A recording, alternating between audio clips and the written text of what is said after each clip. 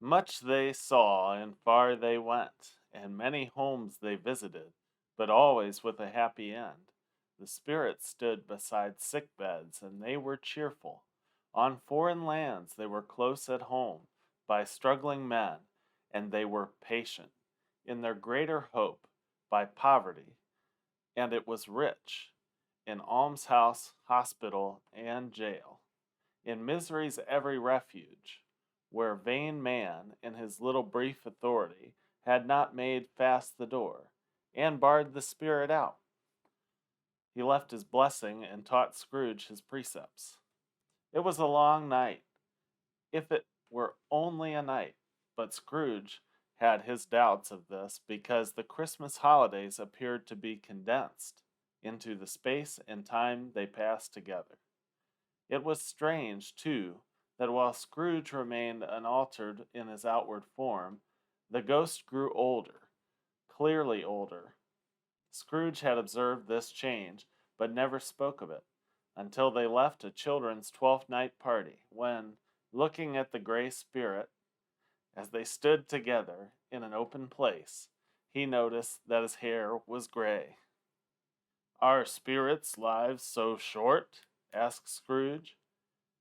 "My life upon this globe is very brief," replied the ghost. "It ends tonight." "Tonight!" cried Scrooge.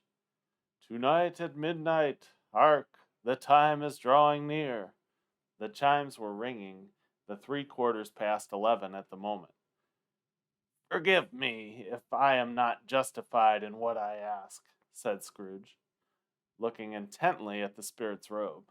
"But I see something strange, and not belonging to yourself, protruding from your skirts. Is it a foot or a claw?"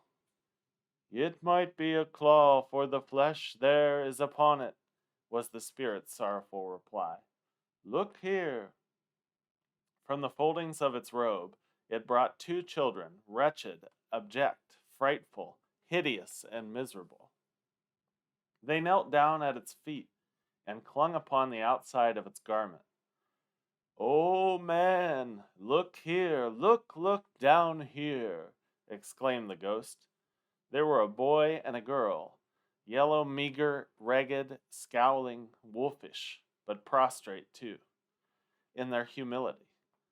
Where graceful youth should have filled their features out and touched them with its freshest tints, a stale and shriveled hand, like that of age, had pinched and twisted them and pulled them into shreds.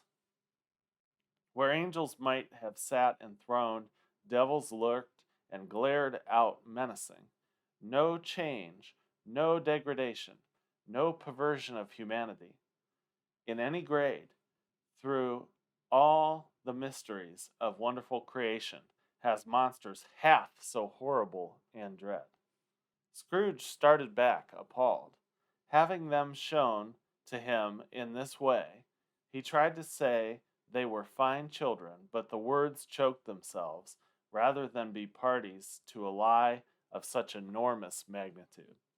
"Spirit, are they yours?" Scrooge could say no more.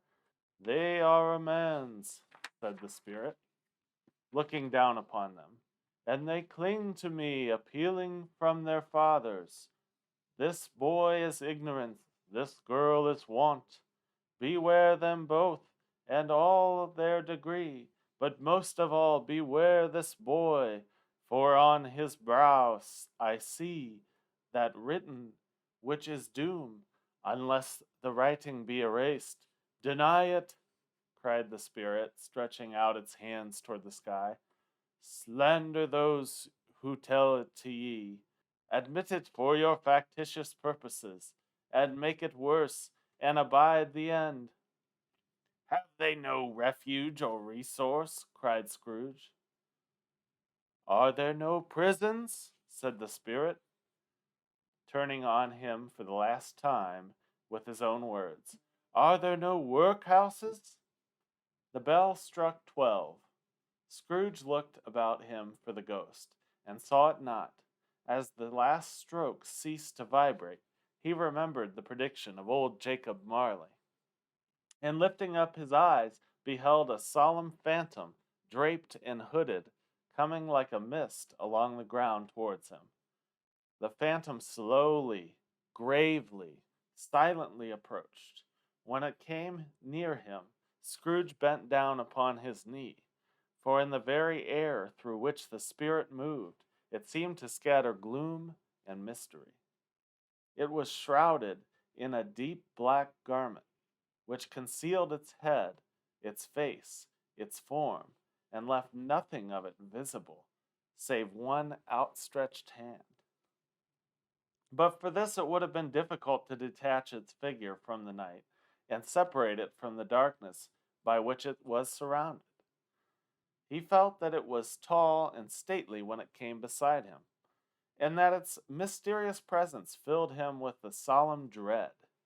He knew no more, for the spirit neither spoke nor moved. "I am in the presence of a ghost of Christmas yet come?" said Scrooge. The spirit answered not, but pointed onward with its hand. "You are about to show me shadows of things that have not happened, but will happen in the time before us," Scrooge pursued. "Is that so, spirit?" The upper portion of the garment was contracted for an instant in its folds, as if the spirit had inclined its head. That was the only answer he received. Although well used to the ghostly company by this time, Scrooge feared the silent shape so much that his legs trembled beneath him, and he found he could hardly stand when he prepared to follow it. The spirit paused a moment, as observing his condition and giving him time to recover. But Scrooge was all the worse for this. It thrilled with a vague, uncertain horror to know that behind the dusky shroud there were ghostly eyes intently fixed upon him, while he, though he stretched his own to the utmost, could see nothing but a spectral hand and one great heap of black. "Ghost of the future!" he exclaimed. "I fear more than any spectre I have seen, but as I know your purpose is to do me good, and as I hope to live to be another man from what I was, I am prepared to bear your company, and do it with a thankful heart. Will you not speak to me?" It gave him no reply. The hand was pointed straight before them. "Lead on," said Scrooge. "Lead on. The night is waning fast, and it is precious time to me. I know. Lead on, spirit." The phantom moved away as it had come towards him. Scrooge followed in the shadow of its dress, which bore him up, he thought, and carried him along.